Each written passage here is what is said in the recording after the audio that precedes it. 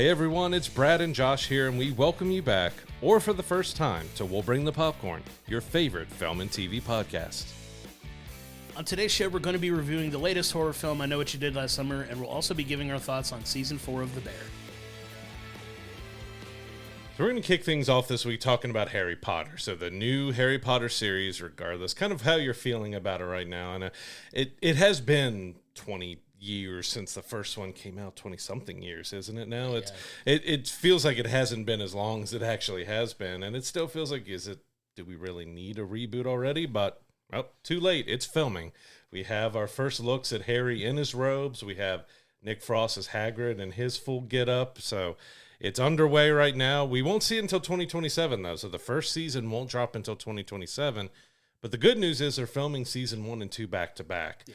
They're going to be 6 episodes each. And yeah, doing it back-to-back. So that should hopefully mean once 2027 hits, we're going to get one every year because they're going to be a little bit of ahead now.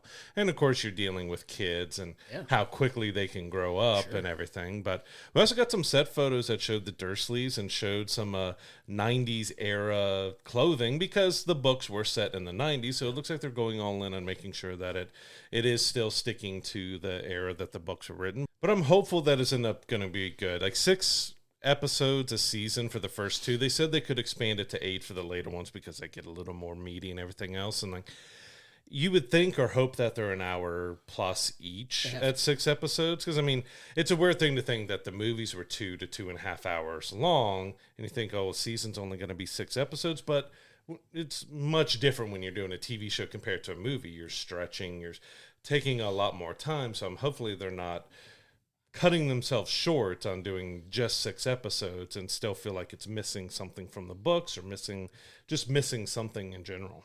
Yeah, and one of the things that I can appreciate it does feel like, I think they've reiterated, each season is going to be one of the books. So season 1 will be Harry Potter and the Sorcerer's Stone, or Harry Potter and the Philosopher's Stone if you live anywhere else outside the U.S. I don't know why there's a difference between the two, but whatever. I mean, there's a whole lore behind that, but silly as it is, but it seems like each season's going to be a book, so it gives them the opportunity to kind of take their time and tell the stories and go a little more in-depth to the book, hopefully, than what the movie's got a chance to do, because like everything else that gets made, if you're not sticking strictly to the books, there's a lot of people that don't like the films because they diverge a decent amount from the books, or they don't cover some of the more important details from the books and the films, and it's harder to do when you're dealing with a 2.5 to 3 hour film versus a TV season where you can kind of take your time and tell these stories. But I got really excited when I saw the kid that's playing Harry in like his, Hogwarts get up and his glasses and everything. He looks like a young iteration of what you think Harry Potter would look like if he jumped off the page of the books into a show.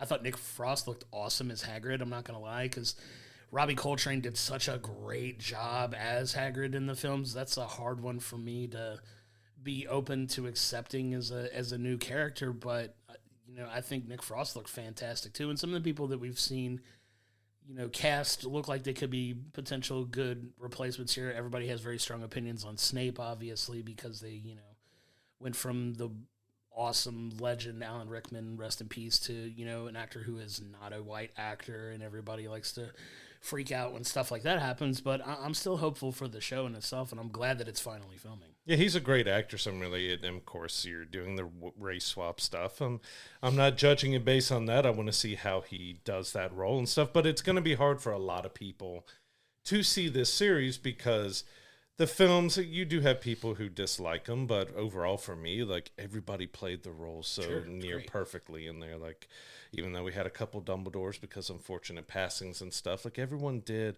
so well bringing those characters to life. Some were changed a bit more from the books than, some people would like, but I enjoyed, like, especially Alan Rickman was a perfect Snape because he had just his normal draw and how he spoke and how he did everything, and Daniel Radcliffe and everybody, he was Harry Potter to everybody. So it's going to be really hard for people to look past the movie cast to give the TV cast a try. But I'm looking forward to see what they do. I don't know if we exactly needed the reboot already, but I'm looking forward to see if they do give us some new things. If there's a big controversy over the the stairs and Hogwarts doing the shifting thing and not being exactly like the books, if they're going to go back, because we don't really know what other changes with the story they're actually going to do. Are there things that they change for the film that they're going to change back, or are they going to even go into a third different way? Well, the book's like this, the movie's like this, we're going to go in this direction with it. We don't really know what they're going to do, but like I said, I just hope 6 episodes a season for the first 2. It should be enough, as long as it's an hour and a half an episode, and I just don't want them to feel like it's cutting it short again and it's going to be like the films. Well, you have a TV show where you can really dive into the relationships and the characters and the cut scenes and stuff that you didn't do from the books. But if you shoehorn yourself into only 6 episodes and like, well, you did exactly that the films did just across 6 episodes, I think it's not going to leave a lot of people happy. Yeah, we'll see how much further in depth they go. They're going to have more time. I can't imagine they're going to be short episodes. I imagine they're going to be an hour-long episodes each. That's the hope. I mean, that tends to be the way most of those types of series go on HBO anyway. They tend to go about an hour.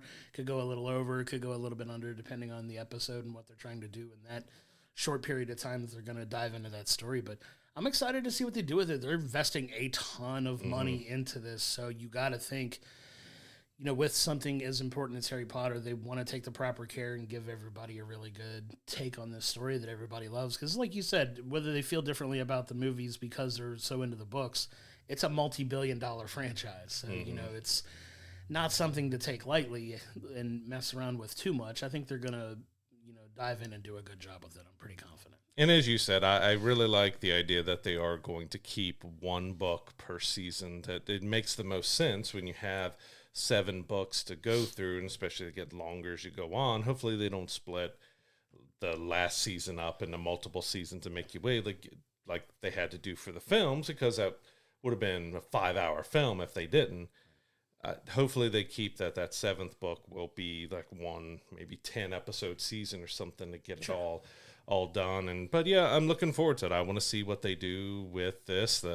You know, most of the new casts that we've seen look like they would fit the role pretty well. I really want to see how John Lithgow does his Dumbledore, because, you know, a lot of people know his comedic acting from so many different TV shows and comedies that he's done, but he's done quite a lot of serious stuff too. Conclave, and there was a horror movie he just did as well. I'm really looking forward to see how he kind of blends his humor with the more maybe serious role and stuff.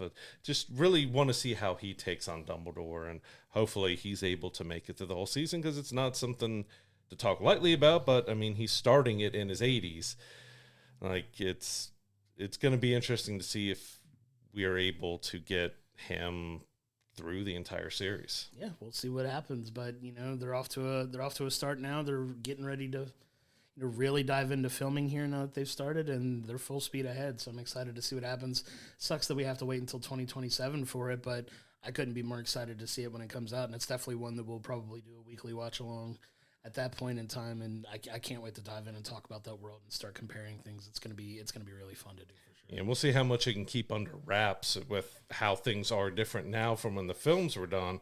It's hard for them to keep sets private and quiet, especially what they're doing. But they also mentioned, which I want to throw in real quick before we move on, they've already said they're building a school for like the next 10 years over there to make sure the kids are able to get their education, still learning. But it's great. But I mean, those kids are going to be worn out, because they talk like, all right, during these hours they have school, then they have to film, you sleep, get up, school, film, sleep. So they're already learning the hardships of life very early, of how to balance life, work, school, all of that at once. But it's good that they're making sure there is a priority, that they're able to, all the kids are able to learn, because you think with extras and everything else, you may have 150, 200 kids that'll be a part of that series. So you've got a lot of kids to have to worry about. It's not a small undertaking for sure, but hopefully they'll figure it out, and we'll get to see how that turns out for everybody. I'm excited to see the development of that.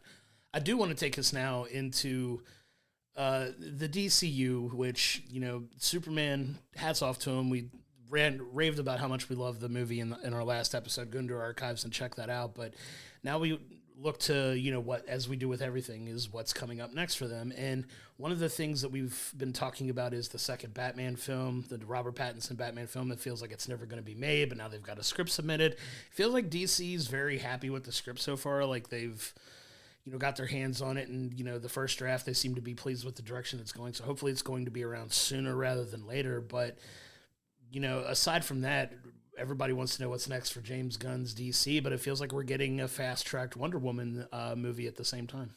Yeah, it's going to be really interesting. Everyone, of course, what everyone feels about Gal Gadot and how she did as Wonder Woman. We only got 2 films out of her.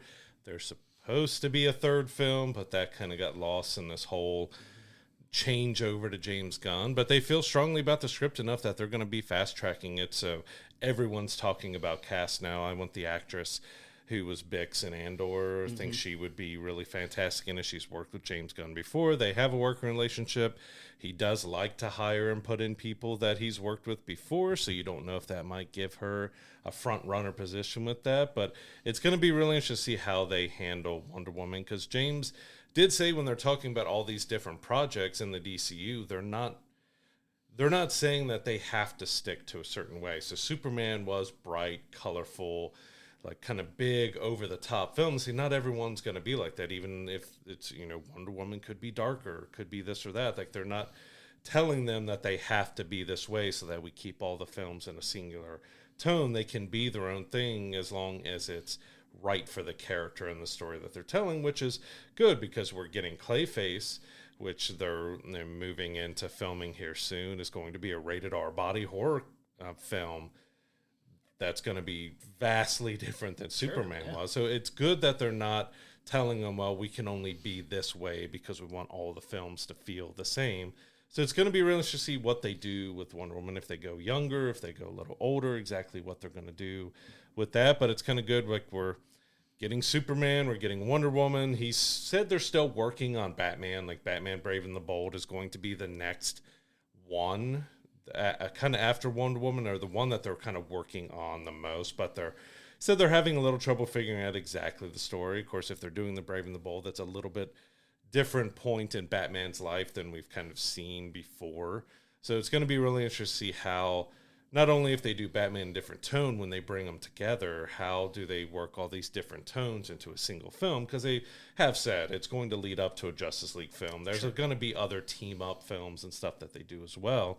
It's just going to be really interesting how they bring all those characters together, hopefully after they all have their solo films, unlike the last iteration of this universe. Yeah, when they threw them all together after like 2 movies, and you were supposed to care about these characters who have their own deep and rich backstories that you never really got the chance to explore. But what I like that he's done so far is not taking all these characters and doing another origin story. You're taking these characters as already established in their world, and, everybody's aware of, the fact that they exist, and they're not coming out of the light and doing that. So I think doing like a Batman Brave and the Bold would be a good place to jump in if you want to tell that type of Batman story where he's already well into his career. Like you mentioned, the brighter tone for Superman, it's probably going to be a darker take for Batman, because a lot of Batman stories are darker, less on the campy side and less on the, things of that. But you could set those tones differently, and they can work together in a way that makes a lot of sense when they have to come together to face the threat, because you can have like a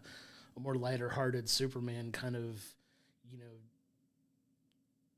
poking a little bit of fun at the moodier, more emo-type Batman character. Like, you could have some fun with that. Like, oh, do you need a hug or something? Like, you seem down, man.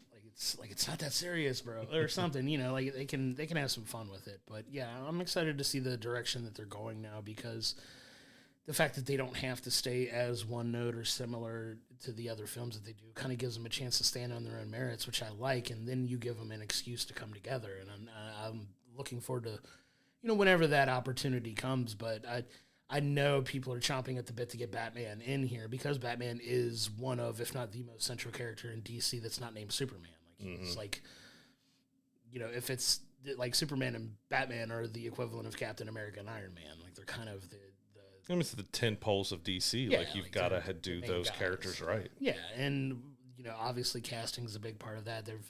I've seen 20 different names thrown about as to who the right DC Batman could be, and other people are openly lobbying to try to get it, and we'll see who they wind up casting. But That's going to be a big one for sure. It'll be interesting as Alan.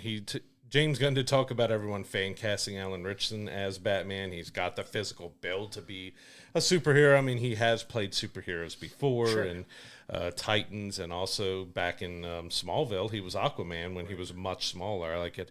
You compare those pictures, and he's like 4 times bigger than he was when he was Aquaman. Ridiculous. You could bring him back as Aquaman in the DCU. You have a much bigger, very frightening type of Aquaman because he's going to be bigger than Superman. He'll be bigger than everybody else. So it'll be interesting to see what they do. There's, he was asked and he said he would absolutely love to cast Henry Cavill in the DC. You kind of know what he's doing there, Sure, yeah. But he did say things went a little more sour than he wanted to with Henry, that he had plans of doing the right way of Henry announcing it himself that he's done with Superman, that they were going to do all this, and then like the day that James Gunn signed on to come on the DC to run it, Warner Brothers just straight up told Henry he's done.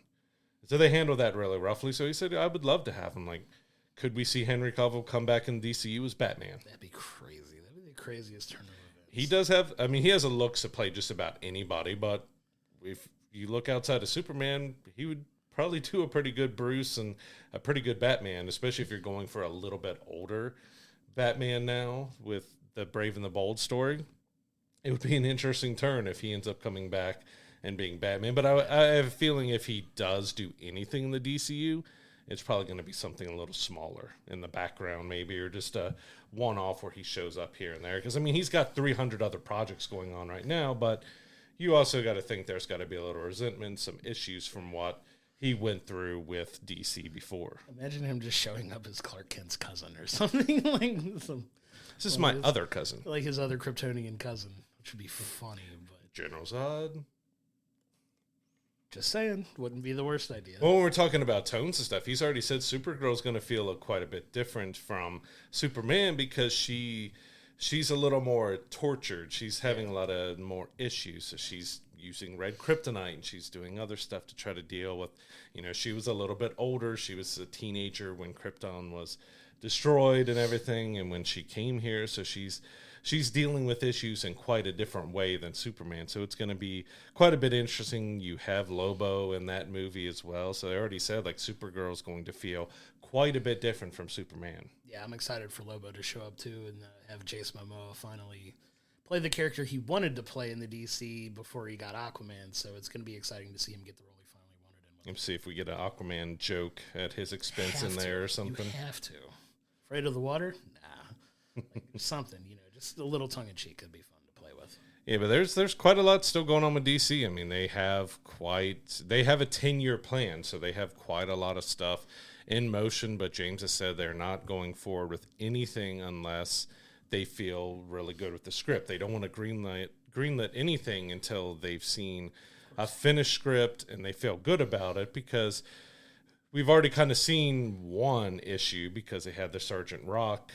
Was it a film or a series? I forget what that was, but it's already kind of been put on the back burner because of issues from a script. So they announced that one when they thought they were ready for it, but they weren't quite ready to move on with that. I think Colin Farrell was a part of it. He's dropped out. They've had a lot of people drop out of it. So that's kind of the first project that's kind of been announced that's kind of floundered a little bit. They say it's not fully dead, but we'll see how it fits in with everything else, because it said we got Wonder Woman, we got Batman, we got a somewhat of a Superman sequel, which he was a little cagey. Like, Superman will be a big part of the story, but it may not be a Superman sequel as everyone is looking. So we don't know if that means it's Superman 2, but a little different, or if it's like Batman versus Superman, which someone asked him, and he said, no, we're not doing that type of thing of Batman versus Superman. But when you say that the next time we see Superman's not going to be in a straight sequel, it makes you wonder exactly what they're doing with it.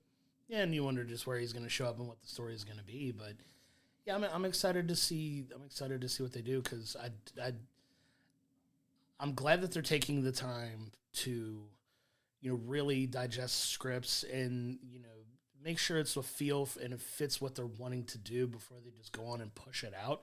Because I think that's what really plagued DC before, was a rush to keep up with Marvel instead of taking their time to tell their own stories. And I really think had they taken their time a little bit and not rushed what they did, I think they could have been more successful. So I like the tack that, you know, James Gunn's already taking with it and taking his time, making sure it's a satisfactory script. Because say what you want about James Gunn, I think he knows good scripts when they show up on his desk, and if he gets involved in it, I think he knows how to make a good story. So I think, you know, him really wanting to give his seal of approval on stuff before it gets made, I think he's earned the benefit of the doubt there. Yeah, I mean, he's had some misses in his career, but especially when it comes to comic book stuff, he's done fairly well. I mean, the Guardians of the Galaxy series from Marvel is one of the most popular of what Marvel has done in the last 10 years and everything else. So yeah, it's going to be interesting to see exactly what we see. Like Peacemaker is going to be the next one up. That is going to be that kind of oddity in here because it existed in the old DC. Now it's the season 2 is going to be in the DCU, and they're mixing things together. We've already seen like Hawkgirl and Guy Gardner showing up in the next season. They say there is an importance to what happens in the Peacemaker story to kind of what's going forward after this. So it's one of those, all right, they're tying the old with the new, because we also know like Blue Beetle is supposed to continue on in the DCU. So they got a few loose ends from the old DC that's still around here, because we don't know if season 2 of Peacemaker is going to be it, and that's kind of done, or exactly where they're going. But hopefully their 10-year plan works out well for them, and we actually get some solid introduction of these characters before we go into the big mashups and team-ups, because it's the biggest thing that hurt, like Henry Cavill's Superman, that we got Man of Steel, went directly into Batman versus Superman, which was never a Batman or a Superman movie. It was a weird mashup that was okay. And then you went into the Justice League. So he didn't really get all that much time to be Superman, to tell different stories of Superman. So that's what we're hoping that these characters get, is time to tell their stories right. Yeah, and the time will tell. You know, like you said, they've got a plan, and we'll see if they stick with it and execute it. We'll see what comes out of it. And so I want to move us on to our next story, which is a little odd and interesting. It is a Christopher Nolan film, but they put tickets on sale for the 70mm IMAX screens. There's only 19 around the U.S. I'm not sure where else they may have some of these screens, but they put them on sale exactly 1 year in advance, and they already sold out. You got some people trying to resell them for up to $300 a ticket.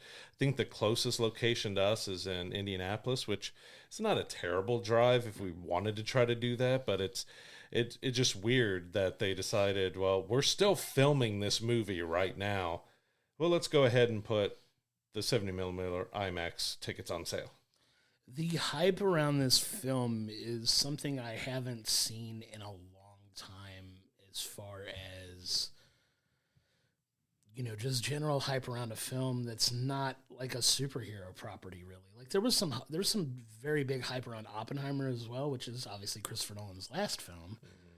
But the hype around this, just knowing, I think it's a combination of director who's made multiple billion-dollar movies at this point, which he has. He's one of the preeminent big box office directors at this point. The cast that's in the movie, like the names that he has attached to this, everybody, is insane. And then you have a story that virtually anybody who went to school and read anything knows. In the Odyssey, like the Odyssey is one of the stories that literally everybody knows the story.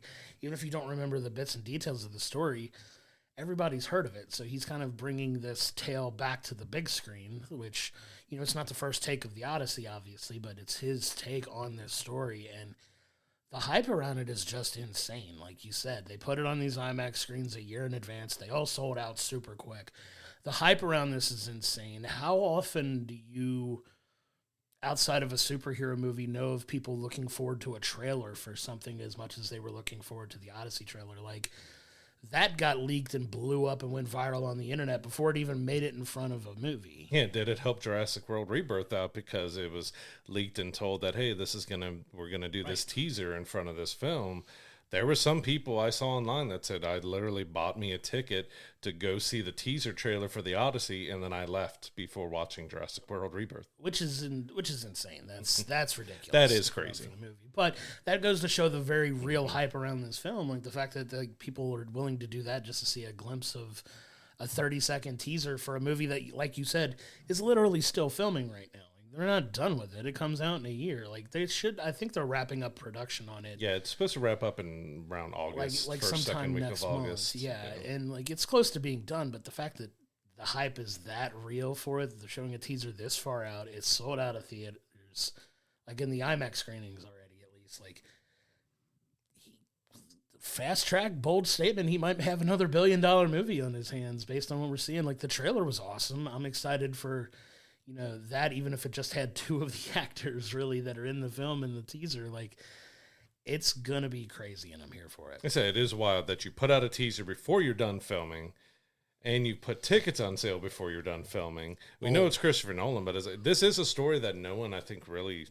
Wait, Christopher Nolan's taking on the Odyssey? Because there was a lot of rumors, it's going to be a fighter pilot movie that he's doing, or we had talked about helicopter movie, a few other things. There's a lot of rumors and rumblings around it, and he's going to the Odyssey. Like, I think it's almost that same type of, Christopher Nolan's doing Batman, as with Christopher Nolan's doing the Odyssey. Because, this is an epic tale that everyone learned about in school. Now, there's, mini-series that were done over it and everything else, but to have someone of Christopher Nolan's caliber taking on the Odyssey, it's got me hyped. It's got a lot of people hyped. Like, he's doing a big fantasy epic. You could call it a fantasy epic. Sure. And it's taken back in time and everything with it, with all that. But it's like, Christopher Nolan's taking on this type of film that we really haven't seen him do before. So everyone's excited. We don't know maybe if IMAX had a little hand in that too, because he is filming, I believe, the entire film with IMAX cameras on this, and we saw, it's going to be interesting, we saw the reel for Oppenheimer IMAX. They said that was like the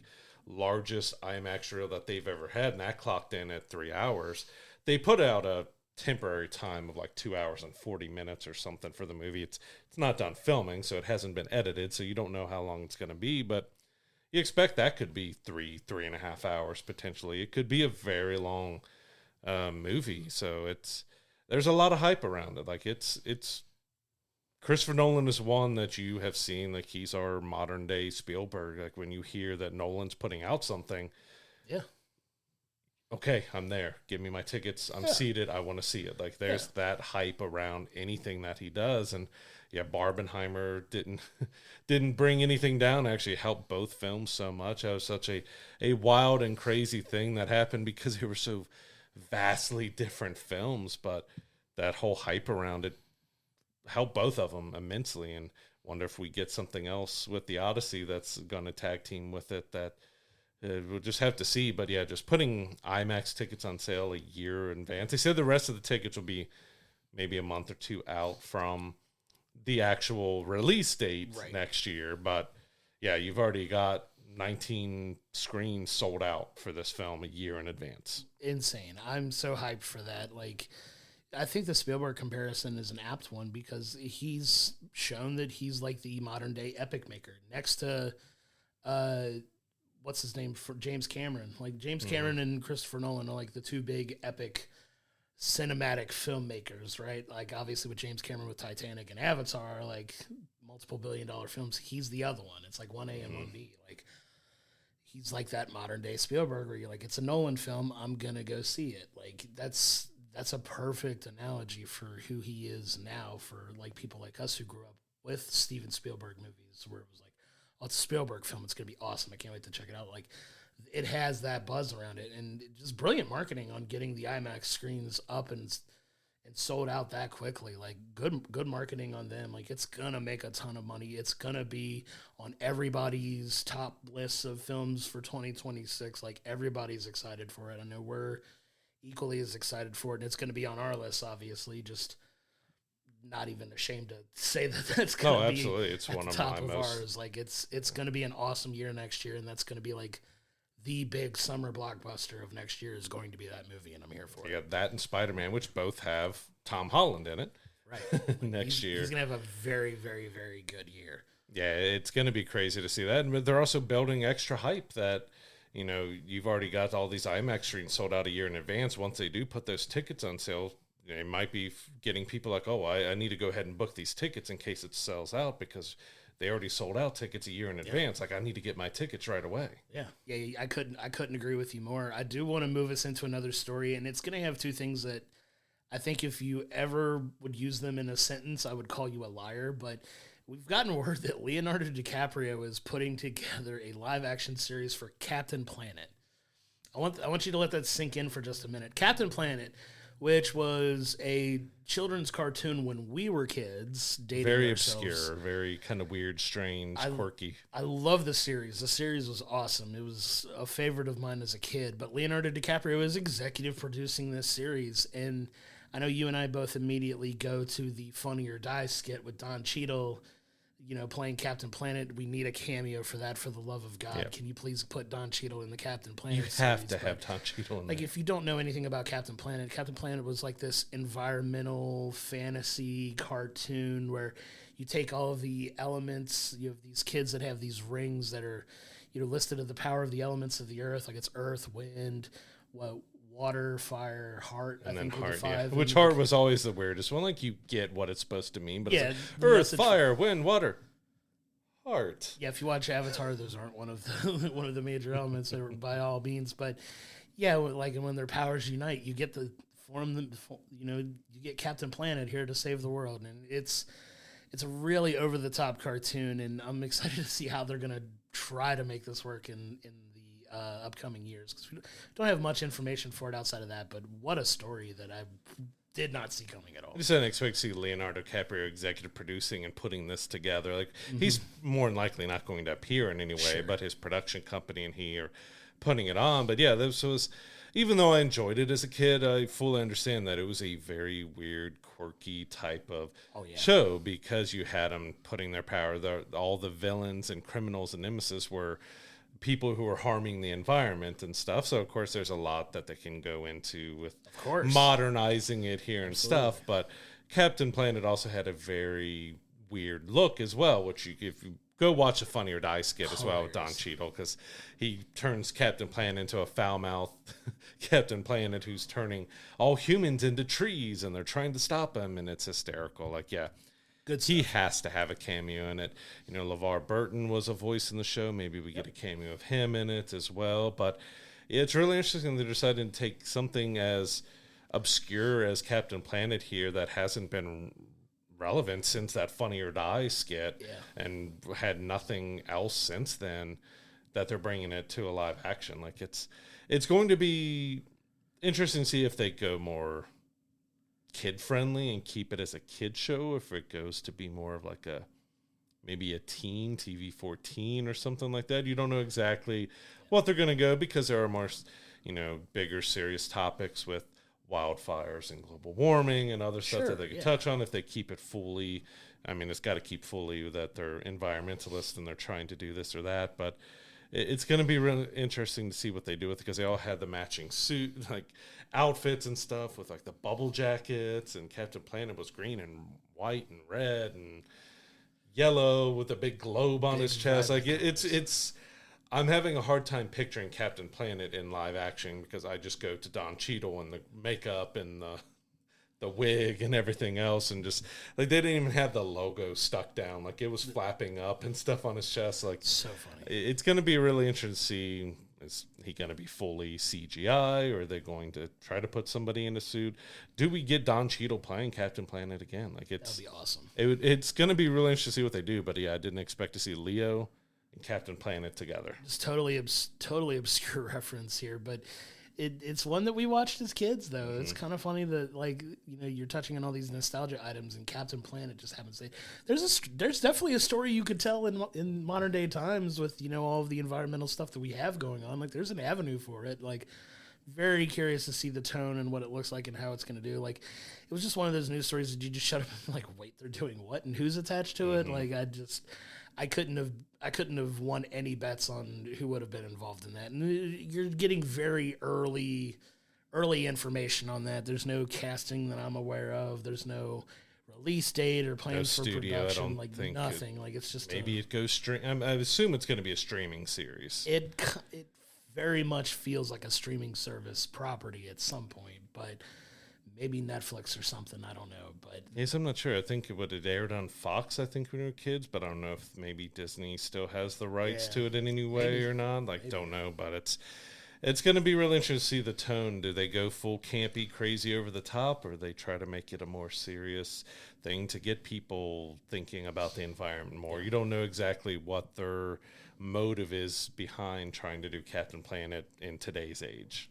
Yeah, you got to figure it's going to be a modern take on, just Earth problems that we're facing already. But yeah, I'm going to keep my eyes peeled for all the news we can get on that, because that's one that definitely struck an interest in me. And I was just like, they're doing what? All right, give me more info. I want to see it. It kind of makes me want to go back on like YouTube and find some old Captain Planet episodes or something. I went ahead and rewatched a Funny or Die skit already. Did you watch I it? jumped to it before anything else. I jumped back to it. I want to go back to the cartoon because I know it's going to be cringy, and I know it's going to like.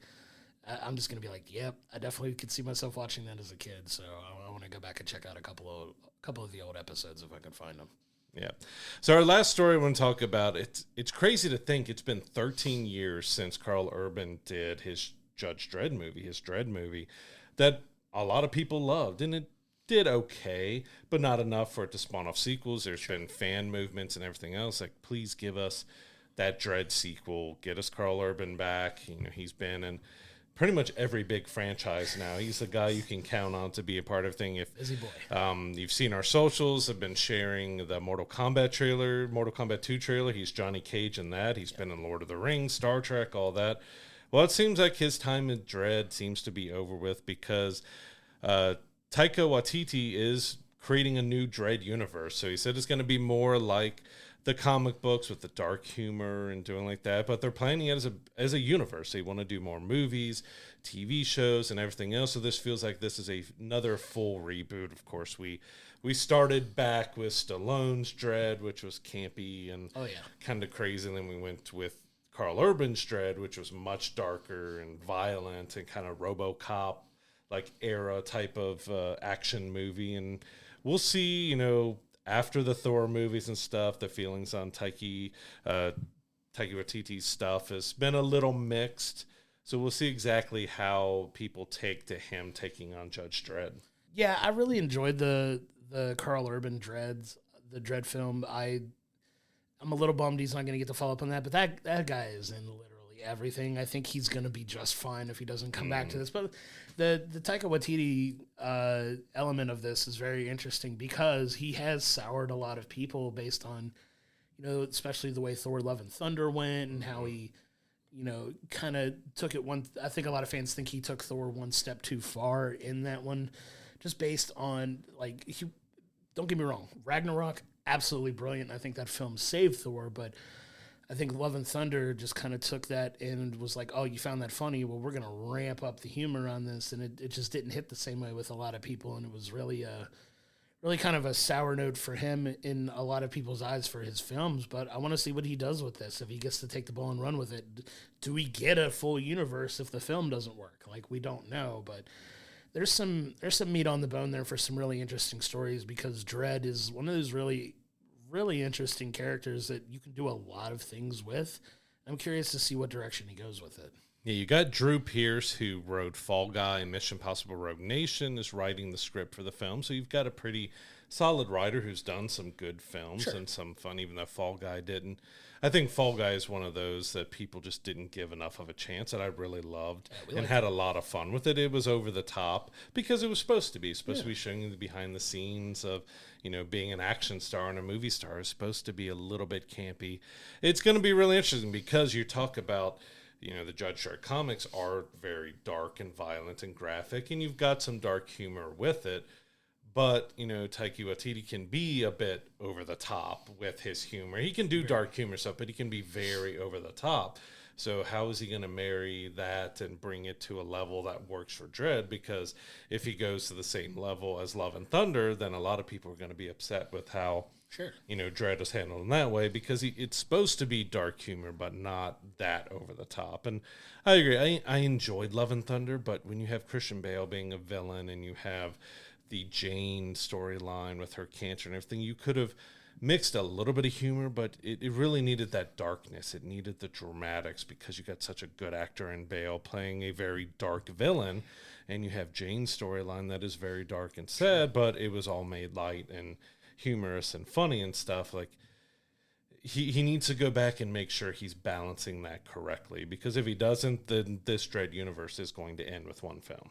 Yeah, I mean it's a lot riding on it. We'll give him time to kind of see what's up with it, but I don't know who he's going to put in, because Dredd's one of those weird characters that, like, for the bulk of the movie, he's wearing a helmet too. So it's like, you don't have Pedro Pascal. Put him in, sure, why not? He's used to wearing a helmet, and he's used to his characters wearing helmets where he doesn't have to technically be there while he's off filming the 857 other things. Just basically, you got to have someone with a strong jawline, because that's about all you see most of the time with some of these helmets is the strong jaw. I genuinely hope, though, for the next decade plus, he's very busy playing Reed Richards, and that'll lead into the movie that we're reviewing next week. But I really hope that takes off well enough that he's tied up with that he doesn't have to go anywhere near Dredd if he doesn't want to. But he's been mentioned for everything, so it's like, let's put Pedro Pascal in everything. Put him at the top of the list. You need a young actor for this. Just put Pedro in it anyway. He doesn't have to. He could play a college kid at this point, and I think we'd all buy it. But yeah, that man could do no wrong. But it'll be interesting to see who they cast in it, the type of story they're going to tell, because I almost want to see, like, some younger actors get a chance to really take off and build a new generation of action stars that I think we're really on the cusp of needing right now, because they're banking a lot on a lot of these guys that are into their 50s and 60s in some cases, like a Tom Cruise or a Jason Statham, who's, not a young man anymore, doing, like, these type of high-profile action films. I mean, good Lord, we were just talking the other day, like, Jackie Chan's in his 70s now. Like these guys that were, like, big-time action stars when we were growing up, we can't be that anymore. We need a new generation of those guys to kind of take over. So I'd like to see somebody step up and get that opportunity. Yeah, because if you're talking about more, like, modern action stars that we're kind of building our new generation of action stars, Glenn Powell is going to be one. Of course, he's had Twisters and Top Gun Maverick. He's doing Running Man. He's taken some Arnold Schwarzenegger stuff. He's worked with Tom Cruise, so he could be one. Potentially, you could see, being behind the mask, you'd have to do maybe a little bit different voice or something to it, because you do kind of feel that gravelly, more deeper voice when it comes to Dredd. But yeah, it could be a vehicle for to kick off a new action star for it, because we are getting where a lot of our big action stars are. Mission Impossible, as you mentioned with Tom Cruise, it just ended, so he's got, I think, 1 billion other projects he's working on. But you do have those times where we're getting to that point where a lot of our stars, our action stars, are getting much older. Even when you look at the MCU and how they're shifting over, Robert Downey Jr., Chris Hemsworth, all those are getting to over 40 into their 50s and the 60s. So you're getting to that point where, it's time for the next kind of generation of action stars to hit in there. And this could be a big vehicle for somebody if they don't end up trying to bring someone like Chris Hemsworth or something else into being Dredd. Yeah, we'll see who winds up making that leap if they go that direction. If they go with somebody we already know, we'll continue to bring that news as we see it. But I want to get us now into our film review of the week. So we started with I Know What You Did Last Summer, which is, however you want to categorize this. This is obviously a horror film, but it's a reboot that's a sequel that's kind of a little bit of both, because you take elements from the original I Know What You Did Last Summer, which was back in 1997, and they bring that to the forefront in this, and they don't hide the fact that it's kind of a continuation on that story with a new generation of people who have this tragic event that happens to them in Southport, and it's kind of the kickoff of the film here. So you have this young group of young adults here who are friends that get together for a night to kind of come together for the engagement of two of the people in the friend group, and they're having their engagement party, and they go and take off and are going to this fireworks, and it leads to this tragic event where a car gets run off the road, and that kind of kicks off the events of this movie. And I think there are some elements there of the original that I think they do well in this movie, but I'm still kind of mixed on how I feel about it overall as far as the tone of the film and just the overall quality of what we were given. Yeah, I'm going to say we're probably going to have some spoilers with this and talk about the twist and everything else it has in here that it happens. So if you don't want to be spoiled about it, as always, go to our wrap-up that happens at the end, where we try to stay as spoiler-free as we can as we give our ratings and reviews. But I'm less mixed on this one because I just felt kind of meh coming out of it. Like borrowed so much from what has already been done and just kind of rehash it using Gen Z slang and bringing it to a new group. And I felt the characters were more annoying.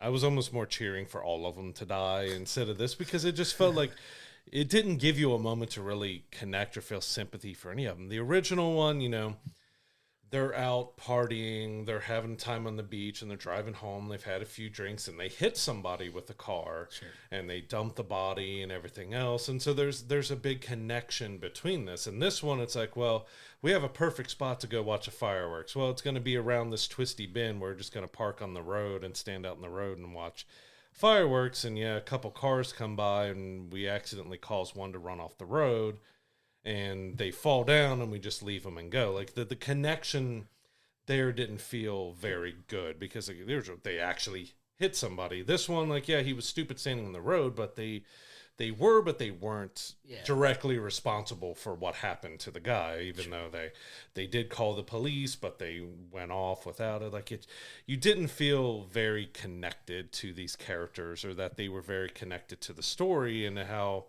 everything unfolded. That they're trying to do nostalgia and throwbacks, because you do have Jennifer Love Hewitt and Freddie Prinze Jr. reprising their roles, which I did go back and watch the original, and I Still Know What You Did last summer. I didn't watch the direct to DVD I'll Always Know What You Did last summer, just critically panned by everybody as being pretty horrible. But yeah, I Still Know What You Did last summer ended with Jennifer Love Hewitt's character potentially being killed off at the end, but she's here. So like they haven't connected to what they did before, but they kind of ignore what they did before. And that's where it just felt really strange. Like, it felt like a reboot. Sure.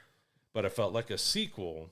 But I didn't really care what they did with the nostalgia about bringing those characters back and stuff, especially as it gets towards the end of the film. Well, I think what's funny and a little hypocritical about the movie is there's a tagline in the film that says nostalgia is dead. And they're kind of like poking fun at the nostalgia of it, but they lean so heavily on the nostalgia in the film that it's like, is it really dead? Like, I don't know. Like, it's a little bit of mixed messaging in here where they do some of the horror elements of it okay, I think. Some of the kills are Some of the kills are good, like good in the movie for like a movie type of kill like this. And I know I always get flack from people when I say, "Oh, this is a fun movie where a lot of people die."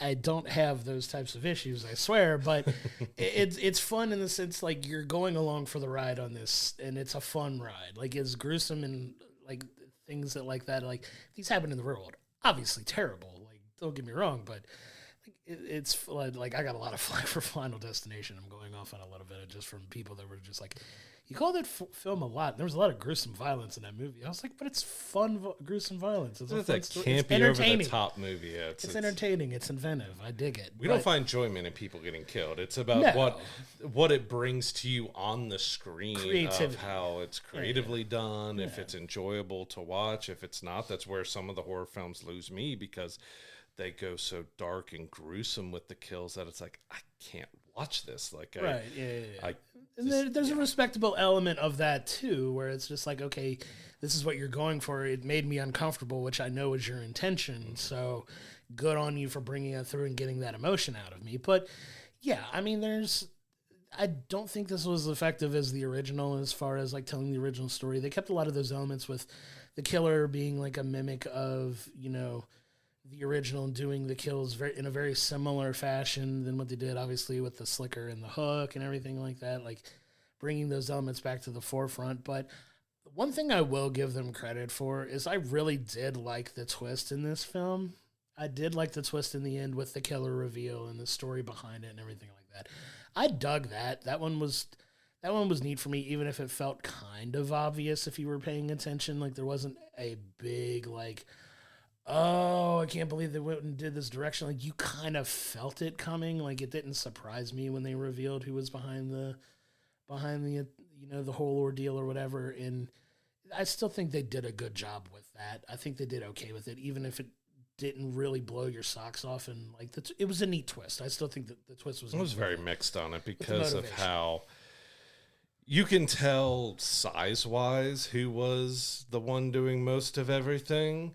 And that it's supposed to be this other person with them, but like that other person was physically it never looked like they were. Like, we're going to go into spoilers with it, because you have a male and a female who end up being the killers here. We won't like say exactly their names, not go that big spoiler, but there's some deeper connections with. But I never felt like the female, from looking at all the different kills and stuff, was ever the one wearing it, because when she did finally wear it at the end, it was big and it was baggy, and you could tell that it was never really her. It was the guy who did everything. And I didn't really like the motivation between the twist with the guy and how he was the one doing it all, because he was upset about this and that. But it just didn't fully gel with me after all this time. The motivation was a little weak for it, but I get where he came from. But I think if you paid enough of attention to the connection between the two characters who were involved in it, it makes sense. Yeah. So I get it. But it does very much feel like the guy was more involved in it.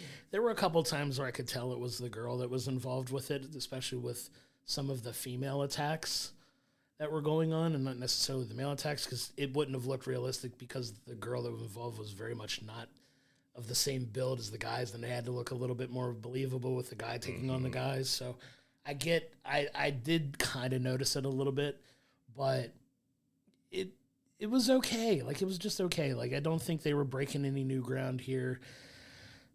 Does it feel completely necessary? Maybe not. But like, it was an okay story. I didn't hate the film by any means, but it didn't blow my socks off in any iteration of it either. Like, it was just okay. It was a cool way to kind of bridge the gap between, fans of this from the 90s and people that could potentially watch it today, because you very much leaned into, like you said, the newer generation Gen Z aspect of like dialogue and things like that were very prevalent in this film, that, I could see why they tried to make it work today versus how it worked 30 years ago. It deals with podcaster who comes to town and stuff as well with it, but I just felt the characters are so annoying. Like, you didn't really connect or care about anybody. Like, you've got Danica, who's kind of the main, it's kind of Danica and Ava, the main stars of the film, but Danica, 100% honestly, annoyed me to death. Sure. Like, I was so,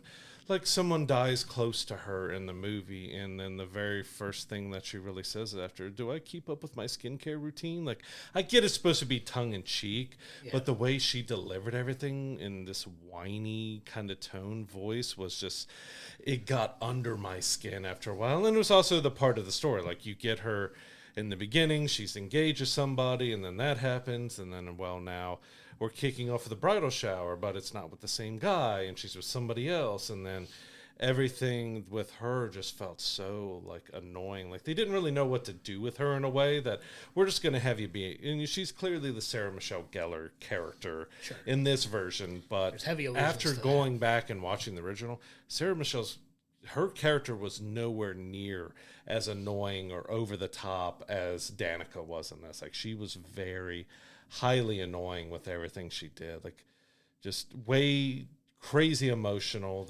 She was very Gen Z, very just crazy, kind of over the top type of character, and it did not work for me with her being, especially something with her at the very end that I talked to you about right after the movie. Like, yeah, how did that happen? Like, no, she wouldn't be, no. Like, I did not care for that character at all, and it really soured me on the film, because she is pretty much the main character outside of Ava in this film. So, like, if your main character annoys the living crap out of the audience, that's not a good thing. Yeah, I couldn't agree more about Danica. I really wanted to like Ava in this as well. Like, I really did. You kind of felt like she was going to be the more Jennifer Love Hewitt-esque sympathetic figure in this film, and there's times where it is, and then there's just times where just like, no, I think I kind of want her to die too. Like, Danica's your main focus girl in this, but the one thing that really annoyed me about her in this is one scene in particular, and this is a spoiler, so I have to spoil one element of it to kind of make sense for why it really bothered me, the writing in this. When you have her engaged to one character in the beginning of the film, and then you get your time jump and she's engaged to another character. The character that she's engaged to now dies, like, gets killed by the killer, but really early. Like, it's one of the first deaths in the movie, but like not even a day or so later, if that. I don't know. I wasn't paying that much attention to the time dancing around. It feels like it all takes place within like after the year time jump. It feels like it's maybe a week, if that. Like she's back in bed with the other dude, cuddling up and like talking on it. Like you were just emotionally devastated about this guy, but now you're like, it just really annoyed me. Yeah, I get that's kind of supposed to be her annoying, prissy, pampered character, but yeah, just pretty much every aspect of her character annoyed me. Like you were about to be married to this person, supposedly the new love of your life, and then like they're dead in a very gruesome manner, especially with the way you discover the body in this, and you're so emotionally distraught from this, and you're immediately going to like seek comfort in this other person. Like that meant nothing to you. Like you let him get in bed with you. I'm like, come on, man. I get it's a movie, but like it just really like irked me for whatever reason, and I don't know why. But it was just like, really, like you're gonna have her make that decision? That's a terrible decision.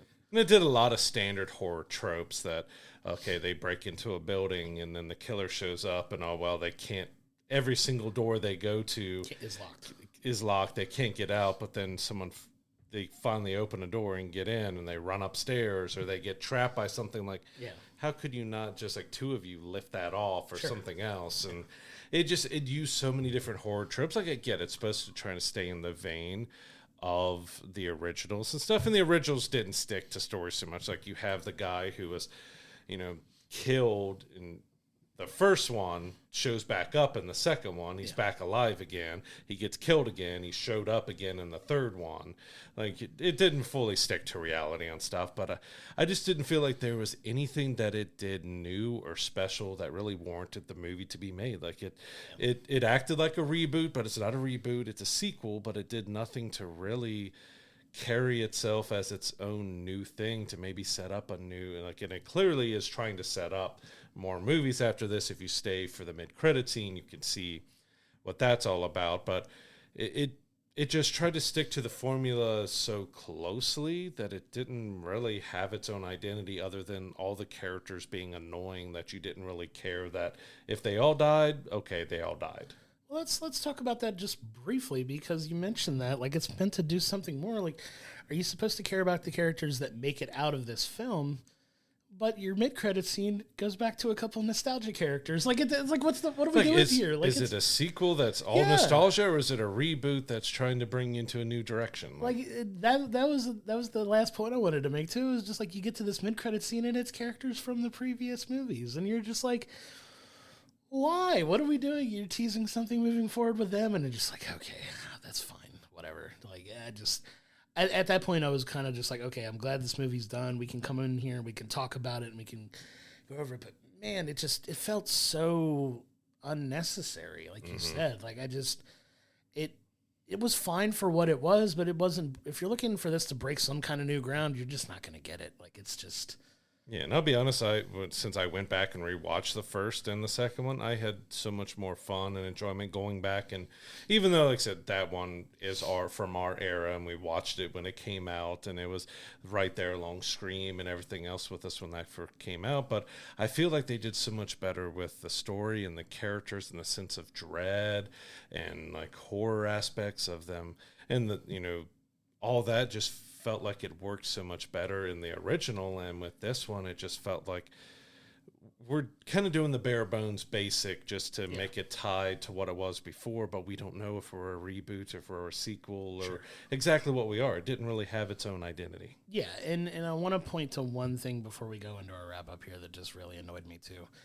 The girl that plays the lead in this, who plays Danica, she's kind of becoming a more well-known actress. She's kind of showing up in some more things and kind of doing it, and good for her. She does a fine job playing the character that she plays in this film, but she made like a really silly comment in some of the media about this film that just kind of irked me, where she said the line, "I know what you did last summer, walked so Scream could run."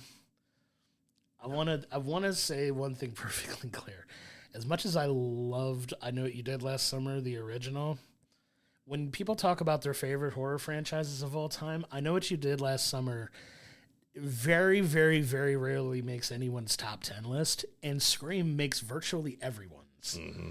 There's a reason that became a franchise that's made 6-7 films at this point, and this is just the third or fourth. I I Know What You Did Last Summer, if you count the DVD one as well. Like, this is technically the fourth, but nowhere near the franchise that Scream became. Like, let's make one thing perfectly clear there. And Scream was much more successful. Like, it hasn't been perfect with the reboots from, like, Scream 4 and everything, but it was able to continue on and do some new things and change things up a little bit while keeping to the formula much better than this one was. Maybe they'll do better in doing a sequel to it, but yeah, it just felt like it's a reboot, it's a sequel, they didn't do so well. And I will say there was one cameo that wasn't mentioned or talked about, which they were able to keep secret. I'm not going to reveal who that was, but I really enjoyed that sequence. Like, I thought that one was done really smart. The other cameos with having Jennifer Love Hewitt's Jamie come back and everything, or Julie James.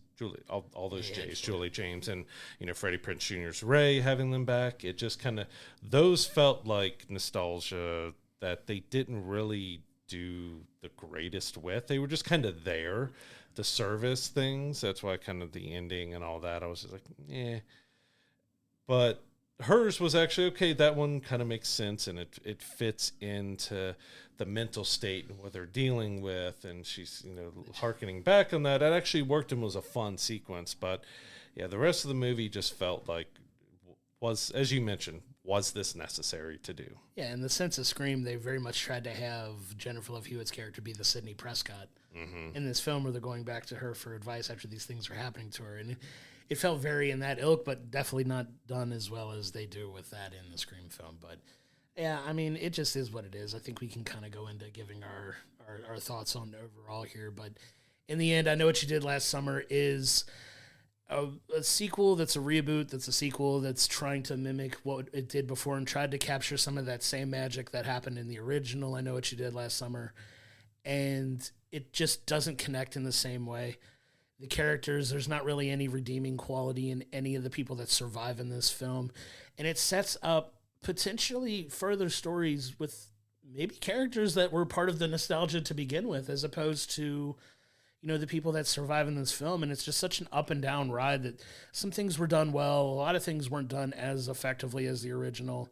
And it really didn't break any new ground for me. For this, I'm giving it a 5.5 out of 10. It's not a terrible, terrible film, but it's not that great either. So it's just kind of all right. And I think it falls in that 5.5 range for me. I'd like to give it a better score. The twist in it was, I think I'm a little bit more positive on the twist in the film than you were, but at the end, it still doesn't redeem the film for me. So for that, I have to give it a 5.5.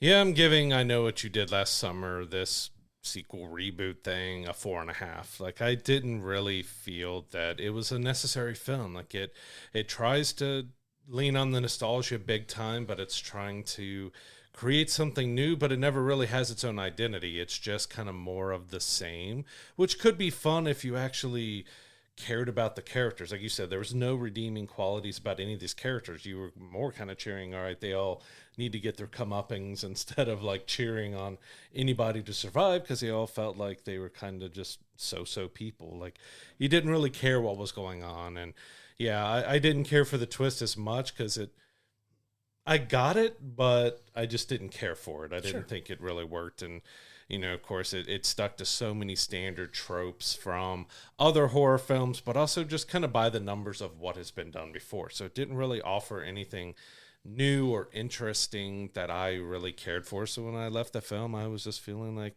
it happened. It's there. It's not something I would probably watch again. Like, it was kind of disappointing, because I do enjoy the first two. Of course, everyone forgets about the third one.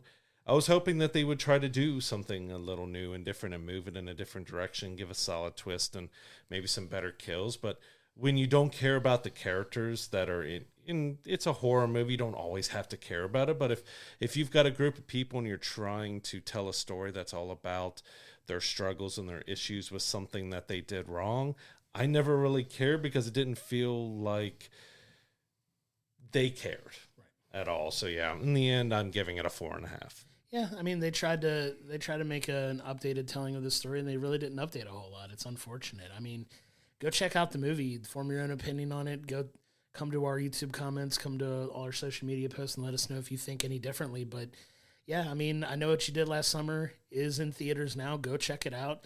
Let us know what you think. If you think we're on par with this, if you think we missed the boat entirely, tell us what you think worked for you. We'd love to have that conversation, and we're always open to talk about it. But yeah, this definitely feels like a bit of a letdown film, and definitely not going to be anywhere close on our top favorite films of the year. So it is what it is, and we'll keep the train rolling. There's a lot more movies to look forward to this year, but I don't even know if this is going to be one I go back and revisit anyway.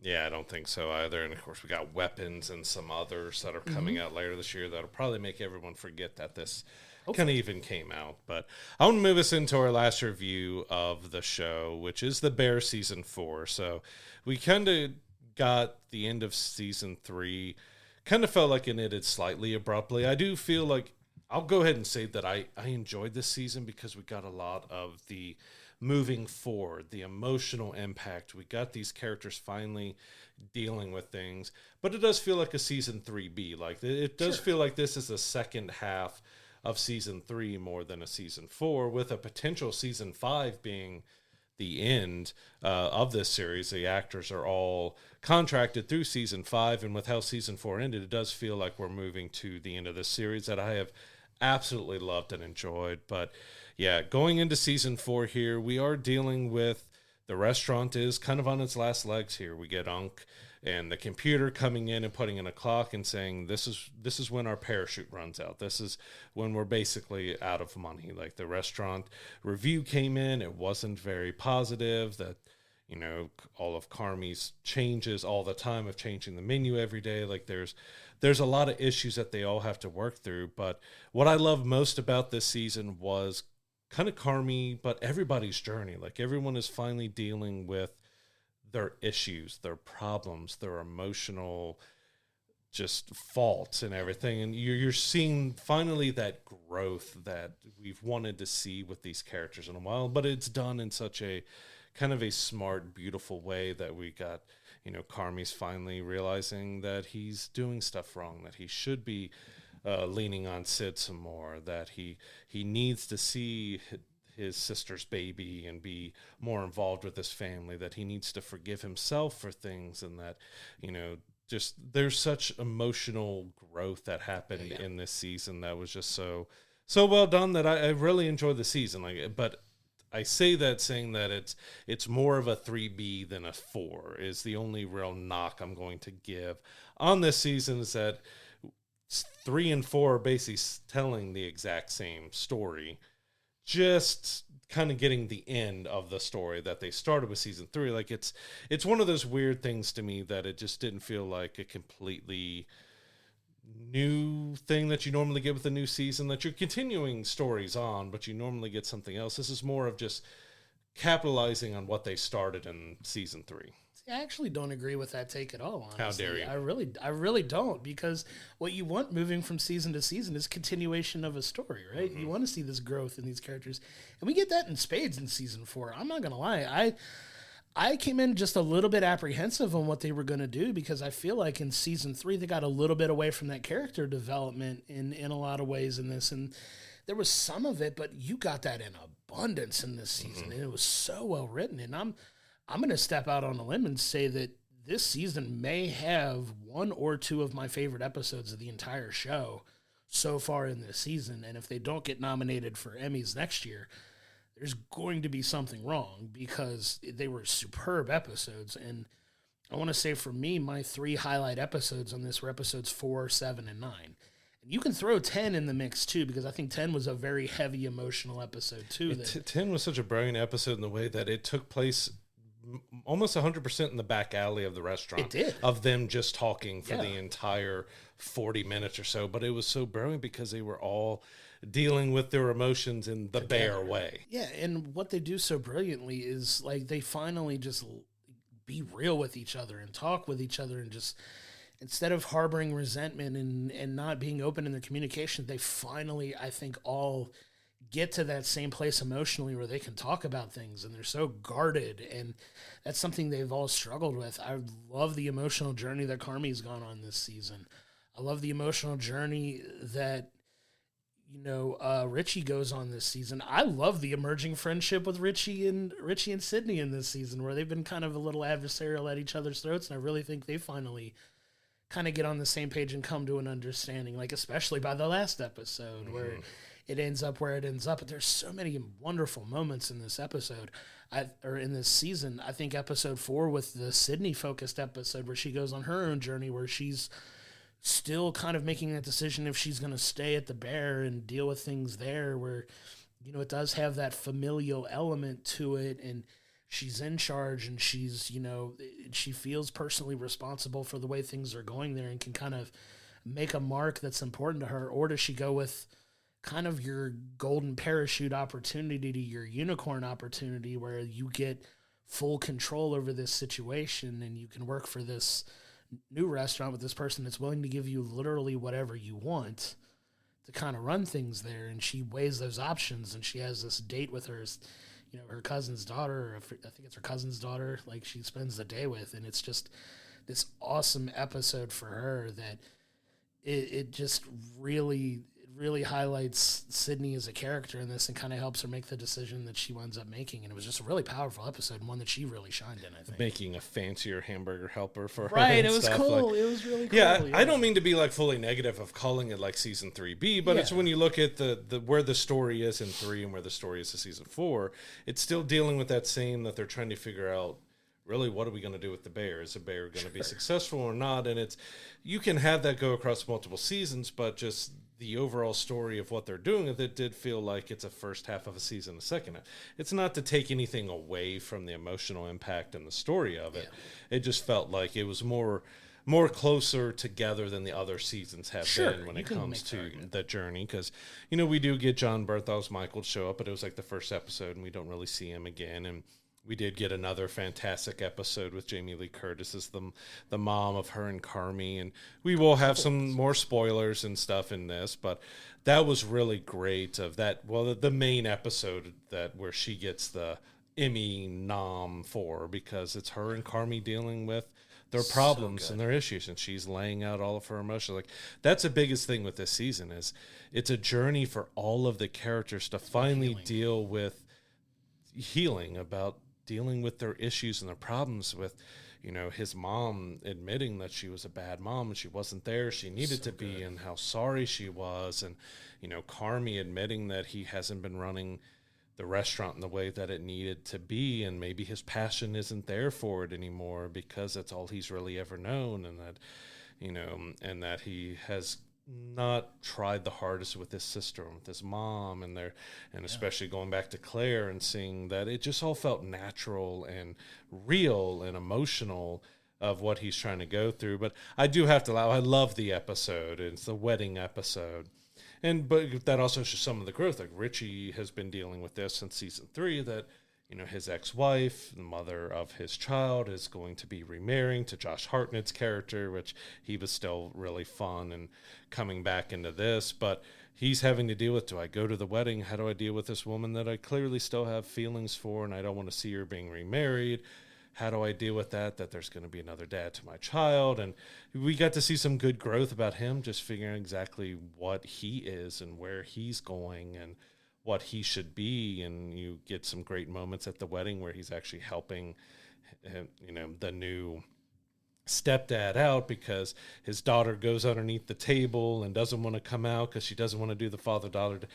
That had to be the biggest table that I've probably ever seen in a show, because you get like 20 people underneath this table that, when you looked from afar, like, it's a long table, but it didn't look like you could fit like 20 people under it to sit and have a conversation. Like, it was humorous in a way but it was a really touching moment, because you get them all going around of like, to saying what they're scared of, and you get a moment where Carmi's supposed to speak, but he doesn't really say what he's scared of, and he gives an answer, but you know that's not the answer. What he's scared about was not having, like Claire, not having the relationships and the bonds and being alone and all that stuff. And I really loved the moments between him and his sister and with his mom and with Claire about that growth, but also with Sydney, because he's finally, all right, we're not messing with the menu anymore. You want to do this? Go on with it. You don't need my permission. You're my partner, not my employee. And kind of really taking that step back, that I realize I've done wrong and I'm trying to fix it the best I can. And I really love that journey that Carmi went on in this season. Yeah, for sure.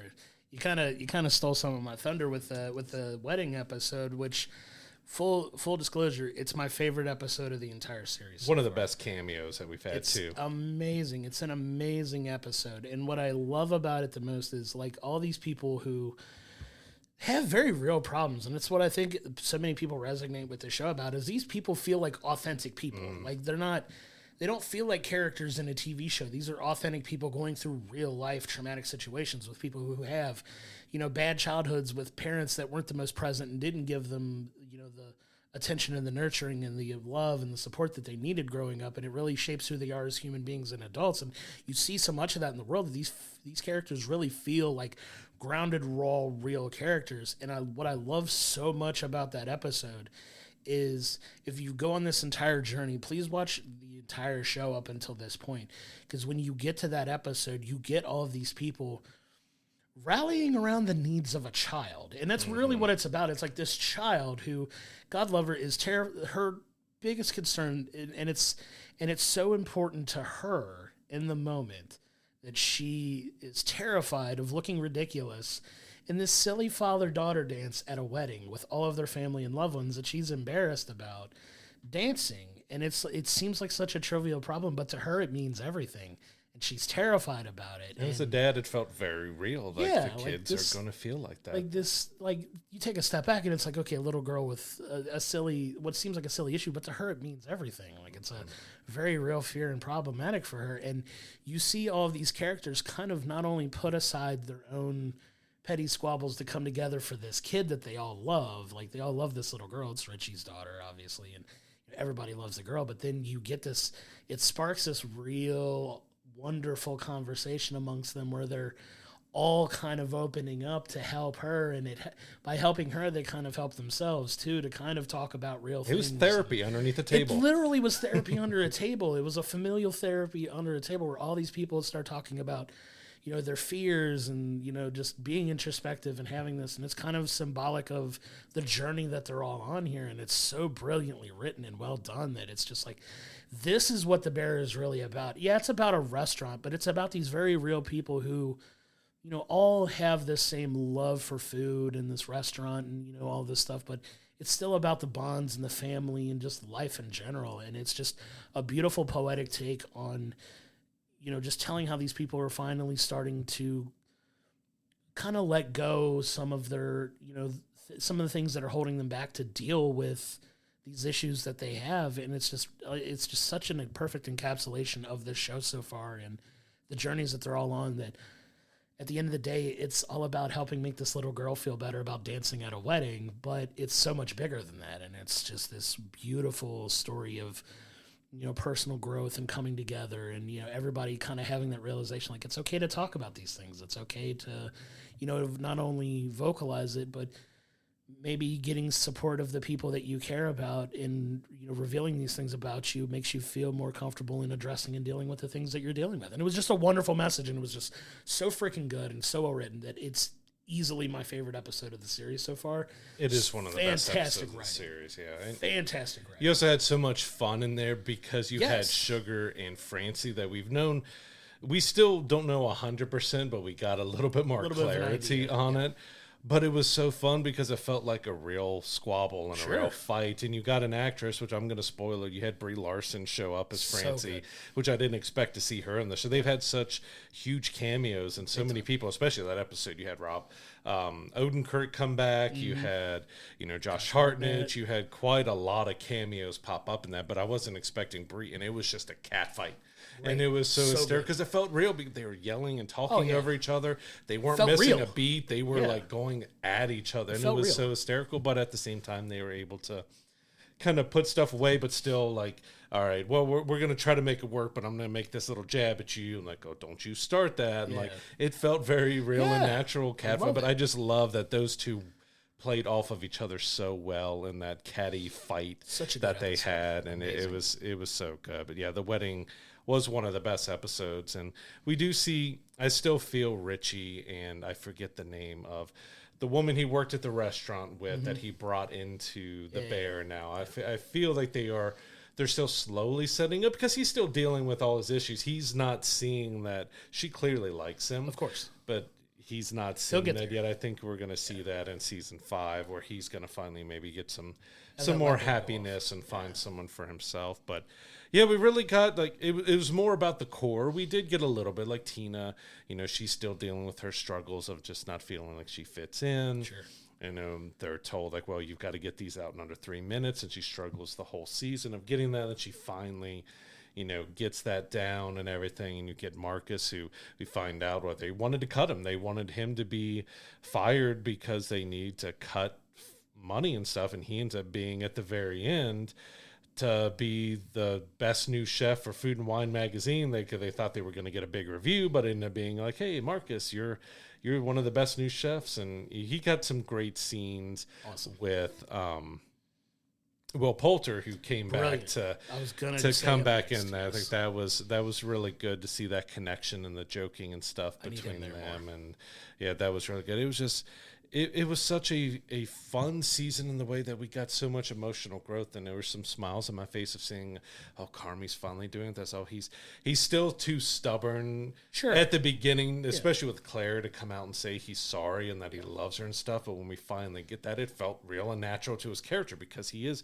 very stubborn and very focused on few things, and we finally get him doing that. But as we briefly mentioned on episode 10, it takes place in the back alley of the Bear for the entire episode, and it's just basically 3 to 4 characters. You've got a few that kind of come in and out, but it's just them laying everything out on the line, and it felt real. It felt natural. You felt Sydney's like anxiety building up with everything that's going on. It just felt so great to see them all dealing with their problems and finding that kind of just clarity, but also closure in a lot of different ways, especially between Richie and Carmi. Finally, after so long, dealt with like, yeah, Carmi's like, hey, I was at the funeral, but I didn't know how to be. And Richie thought like Carmi hated him because, Michael, his brother, was his best friend, and really said he didn't show up. Like they got that. The said and the unsaid in that sequence was so good, because they're both very proud guys who aren't going to admit a lot of stuff, so they say some things, but you can also feel the unsaid in that sequence, and it was just so brilliantly acted between those two, and also with Sydney and everything else too. It just felt good. I love this season because of that emotional closure that it clearly looks like it's building to season 5 to being the end. Which I'm going to be sad to see it go. But it's always good for it to go out before it starts just feeling like it dragged on. Like, I wasn't trying to be negative calling it 3B. Yeah, it was just kind of the way that it felt like season 3 and 4 are telling kind of one story, that we got the beginning and they got the end of that.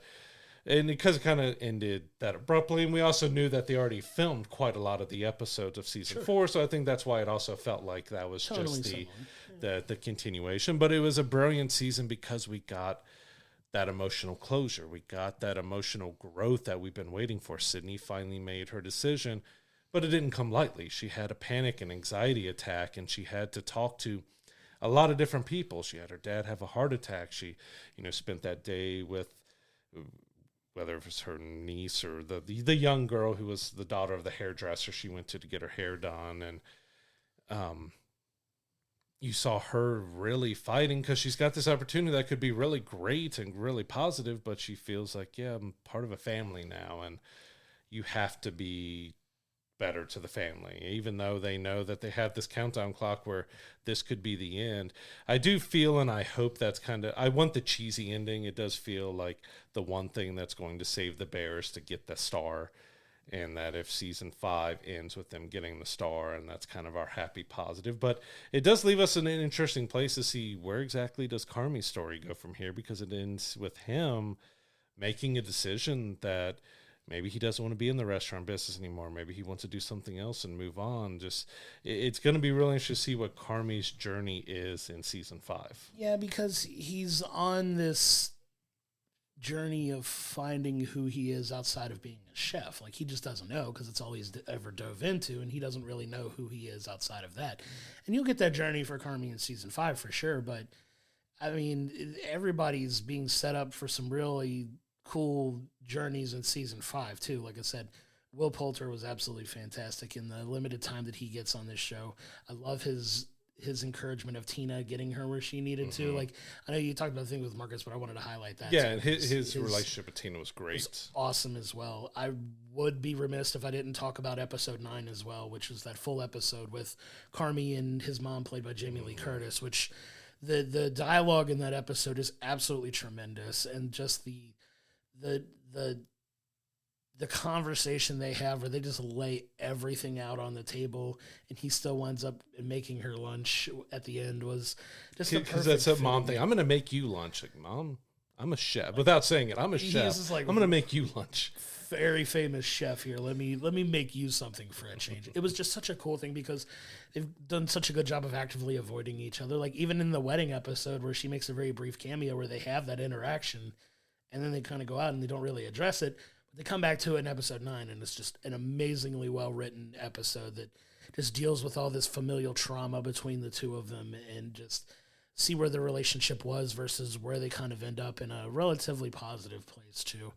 I mean, one of the guys that kind of goes unsung in this a little bit, I think, is Oliver Platt-Zonk. Like, he's a fantastic kind of, you know, he does a really good job in the role that he's given. He's going through some stuff in this season. He's going through some stuff too, and I think he does a great job. That he doesn't get a lot of the praise that a lot of the main actors get in this show, but he holds his own when he's there as well. And, you know, you end this season with that clock hitting 0, and you see what the future of the Bear is going to be in season 5 and how they resolve, you know, where they run into running out of money. Because there's some threads that they could definitely explore in season 5 if it's going to be the last, and see what they got to do to ultimately save it. And that's kind of what they're setting up to try to do by the end of season 4. So I'm very excited to see where season 5 goes, if this is going to be the end, how they wrap everything up. As you said, like, it looks like Ankh, he's having to sell his house. It looks directly related to, he probably had to put his house on the line for the restaurant, and he's kind of losing his house and having to downgrade. And you see he's really struggling. Like, the computer's going in and handling most things with everybody while he's pacing in the alleyways or sitting in the car. I still love that. There's a side story that they're kind of setting up, which will probably be much bigger in season 5, is that the beef is doing outstanding. Like, they have got the bear, but they've still got the beefs being sold, and it's doing so well that they're looking at what other business ideas it can do with it, and it comes down to they think they're going to franchise. And I love that scene where Computer finally hears about the franchise idea, and he really loves it, and Unk's waiting for him to get in the car, and he's trying to tell Unk, and he's just laying on the horn, refuses to listen to him. Like, hey, I'm trying to tell you something that's a big business thing for you that's going to help us all out, but you don't want to hear it. And he's just laying on the horn. Like, get in here, we gotta go. Get in here. Like, yeah, he was great, especially the wedding scene about, you know, Richie's ex-wife who just got married. You know, he's saying, like, I felt like with us and Richie not being together anymore that I was losing the family. And it's like, once you're a bear, you're always a bear. You don't gotta worry about losing us. Like, once a bear, always a bear. It was such, like, everyone got such an emotional connection in that episode. But this whole season, like, it was just so really well done from the emotional growth aspect. That's what you got out of this season, was the emotional growth to these characters. We got them moving to an endpoint. And yeah, it was just so really well done. And I have to say that I didn't realize the actress who played Sugar was Chris Elliott's daughter until she was doing an interview, and they were talking about like, what cameos would you like to see in, like, season 5? It's like, well, I'd like to have my dad in there. I'm like, wait, your dad's Chris. Do they just have him come into the restaurant and say, let me mix this up with my strong hand or something, and, like, do a joke like that? I would love to see him make an appearance, but I didn't put 2 and 2 together until I saw that. Then I watched this season. I'm like, oh yeah, that's his daughter. Yeah, because I remember her being on SNL, and they included it there. Like, they talk about it from there, and I was just like, man, how brilliant would he be on there too? Just like a side character making an appearance for something. But yeah, just fantastically written show. Like I said, I think, in my opinion, for the tone of the show and the perfect encapsulation of why I love the show so much, is all laid out in episode 7 of this season. Like, go watch that episode. Come tell me specifically what you love about that episode, because if you're a fan of this show and you don't feel that way about episode 7, I think you're kind of missing the point of what the show is really about. And it's a perfect encapsulation of everything they've gone through and where they're going to. It was kind of like that that flashpoint almost kind of episode where it's just like it's coming to this point and now we're shooting off into now we're all going to start healing and dealing with our issues finally, and it's just an absolutely phenomenal written episode that just it encapsulates the spirit of the show. It's just so freaking good. It's my favorite episode of the series so far, in a series that has so many phenomenal. I feel like we say that every season, but they always find a way to sneak one in for me that tends to top it, and this one was brilliant. Episode 9 was a very close second. Like, it's going to rank up there in one of my favorite episodes of the series, too, just for how brilliantly it was written. I'd say it's on par with the episode with her and Sugar last season with the bond they had at the hospital while she was delivering the baby, and then this episode that she gets with Carmi here. It's just unbelievable. Jamie Lee Curtis, man, crushes in this role. Like, it's so good. It probably is my favorite thing she's ever done. Yeah, she's been so incredible in this because she gets to be such a very raw, nasty at times because of kind of the very woman flawed. She is. Very flawed woman from flashbacks to that. But yeah, she's two incredible stellar scenes between the hospital birth scene and then the scene with her and Carmi. But you also got the bear actually got some... the restaurant itself kind of got its own emotional journey because in this season they're trying to figure out how do they make the bear survive. So they're making changes and making stuff, but it's also they find the heart of the bear, which was one of the sequences I really loved is that they had and it happens a lot at the high restaurants when they have special guests come in, they may make a request and stuff. So they get a request from a family who's coming from out of town, and they were really hoping that they could get a beef, but the beef has been selling out by like 1 o'clock, and they don't do dinner service until like 7 or 8 o'clock at night for the bear. So they were able to provide and bring out using one of the blue trays and bringing out a sandwich with, I love that Carmi and Richie fight over simplest stuff. Like Richie is trying to bring the tray of the beef out to the people, and Carmen's like, give it to me. No, give it to me. Yes, no, give it to me.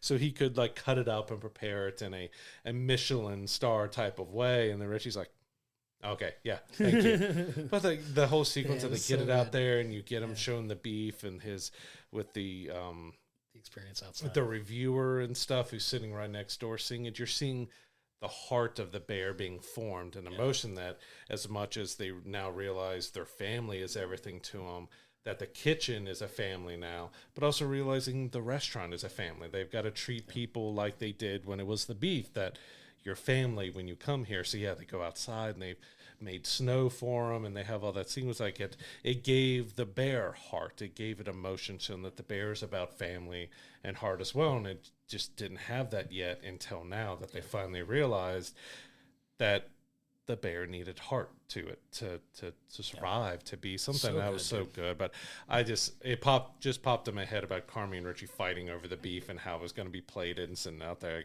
That's just a cousin fight. That's a brotherly fight between two people of like, no, give it to me. Yes, no, give it to me. No, like just arguing over it. They've had so many good back and forths, like with their infighting and everything. It's just one of my favorite parts of the show is just them two just riffing on each other, and it's so fun. And you really get a heavy dose of that in episode 10 when they have their moment too, and it's such a good ending, man. Such a good end to a season that has me really excited for what could be the final season of the show. And so the Bears season 4 was such an emotional ride. We got these characters kind of getting to that point of the story that we've been waiting for, where they're dealing with their problems or dealing with their issues and their emotions, that they're trying to grow and become better people while potentially dealing with the end of something that they fought so hard for. I'm giving the Bears season 4 a 9. Like, even though I said in the beginning that I felt like it was the second half of 3, it's not a knock on it. It just felt like that.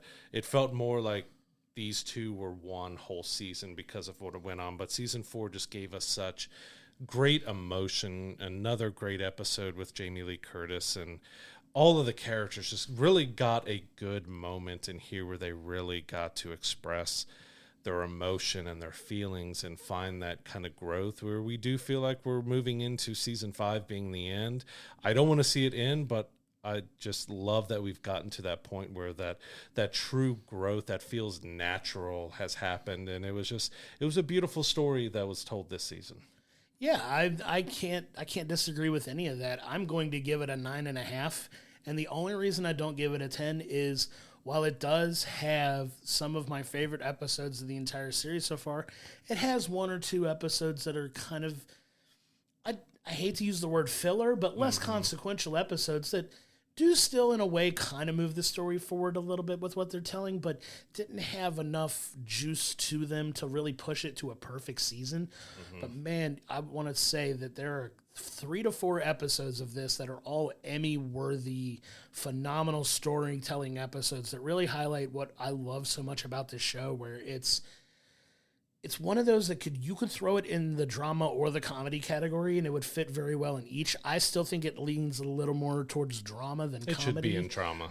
Because when it's funny, it's very funny. Like, it is a very funny show, but it's so much more in the drama category for me, because you're dealing with real life people with real life issues, and that's how they're written, right? Like, these characters just feel so authentic, and they finally are, getting to the point where they can finally open up and get healed and become the best versions of themselves. And you feel them really finding that motivation this season. And it's just so brilliantly written that if next season is the final season, I'm so glad that they have a point that they can jump off to from here, where they can really not only try to save the restaurant from the very real financial situation that it's in, to also becoming the best versions of themselves to help save the restaurant.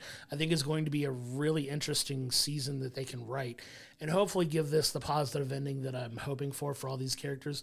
Whether or not they all stay at the Bear or not, that may not be necessary for the end story they're trying to tell, if these people really want to get to the place that they're at. But man, such a good season. This is one of, if not the best show on television right now, and for good reason. These guys all get nominated for awards. Take what you will about awards and how you feel about them, but these guys get the love that they get, and they're all taking off on their own careers. And I'd love to see that, because you see these guys all showing up in bigger films and bigger feature projects and becoming bigger household names because of this show. And that just goes to the testament of the quality of the writing and the quality of the performances that these actors give. And it's just such a good show. If you haven't watched it, you really are missing out, because in my opinion, it's one of the best shows written today. And it's really rising up my list of favorite TV shows of all time. Like, it's really running up that list for me. And if they stick the landing in season 5, it could work its way into the top 10, maybe even top 5 TV shows for me personally. Yeah, The Bear and Shrinking to me have been some of the better ones that we've had over the last few years, of the newer shows that are within their second, third, fourth season and stuff. Because like The Shrinking gave us a very emotional last season stuff, which if Harrison Ford doesn't win something for his performance in that season of Shrinking, and I feel the same, that Jamie Lee Curtis should win something again for this, just because she was so good. And it finally gave us emotion, because you could say through 3 seasons we didn't get any movement with Carmy on actually kind of dealing with anything and dealing with his emotions. You still got him making the same boneheaded moves that he's kind of done, but he's a very stubborn guy from a very stubborn family, and you get why.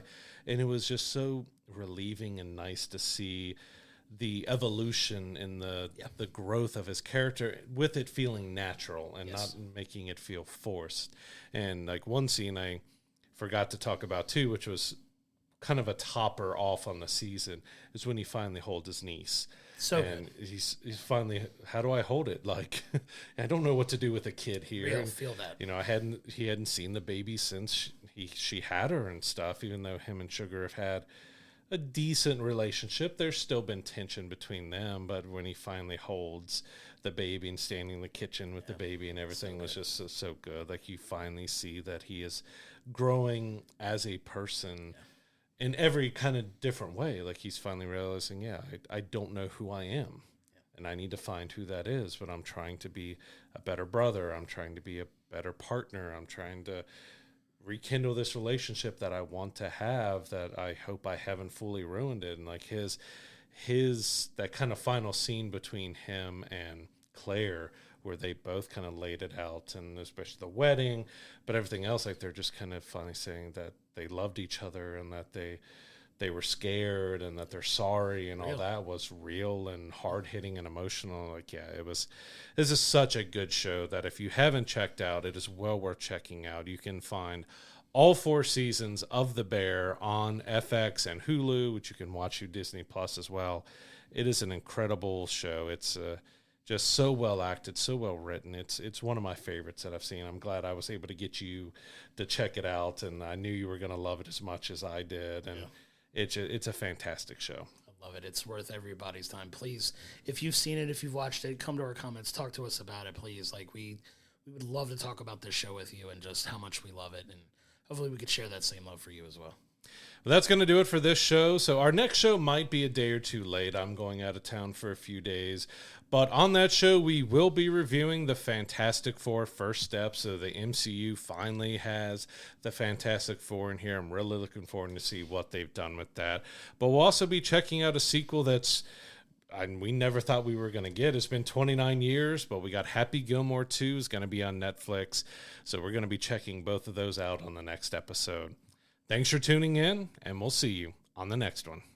To find all of the episodes of We'll Bring the Popcorn, go to our YouTube page, hit the like and subscription button so you're getting our episodes when they drop each and every Monday. If you're listening to us in the audio room on any of the podcasting platforms that we're on, please don't forget to give us a 5-star review. It really helps elevate the profile of the show. And don't forget to go to willbringthepopcorn.com, where it has all of our archive videos, all of our social media information, as well as our merch store, so you continue to support the show in that way. We cannot thank you enough for your continued support.